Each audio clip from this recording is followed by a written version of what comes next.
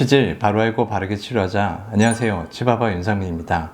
오늘은 항문 질환을 치료받고자 하는 분들이 먼저 보셨으면 하는 영상이에요.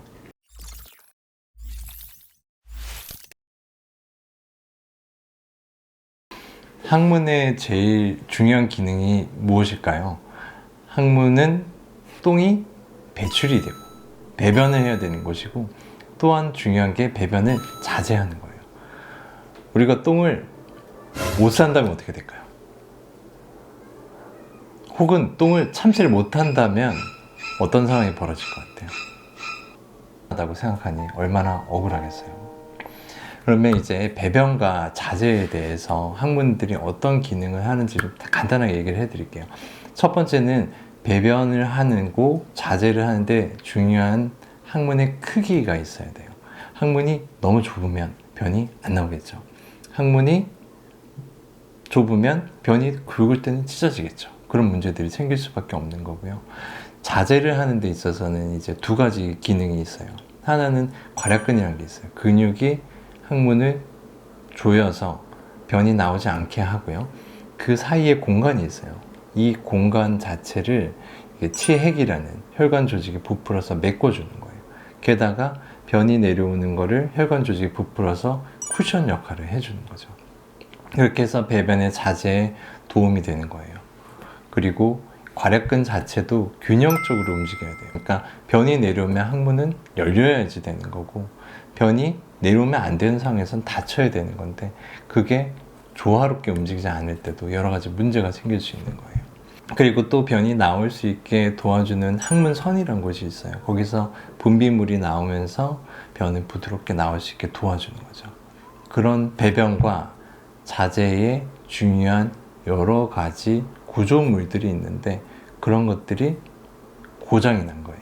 제일 첫 번째, 항문의 크기의 문제. 항문이 좁아지는 경우에는 아까 얘기했듯이 변이 단단할 땐 찢어질 수밖에 없어요. 찢어지면서 아픈 증상이 생기는 게 이게 치열이라고요. 항문이 찢어지는 질환이 되는 거고, 혈관이 부풀어서 항문을 메꿔주고 쿠션 역할을 했던 그 혈관 조직을 치핵이라고 하는데, 그거를 계속해서 쓰다 보니까 풍선처럼 너무 부푼 거예요. 부풀어서 나왔다 들어갔다 하고 피가 나게 되고, 나와서 붓다가 터지면서 엄청 심한 통증을 일으킬 수도 있게 해요. 두 번째로는 이제 항문 조직이 고장났다 그랬잖아요. 이걸 오래 쓰다 보니까 이게 낡고 늘어지고 고장이 난 거예요. 그 조직 자체가 없어지진 않는 경우가 많아요.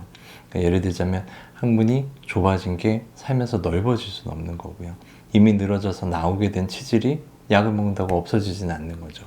그래서 그런 것들이 반복해서 불편을 끼칠 때, 혹은 이게 반복해서 불편을 끼치기도 했지만 앞으로 분명히 나빠질 것이 뻔할 때, 그리고 항문 주위가 곪은 것처럼 심각한 위험을 초래할 수 있는 상황에서는 수술적인 치료가 필요합니다.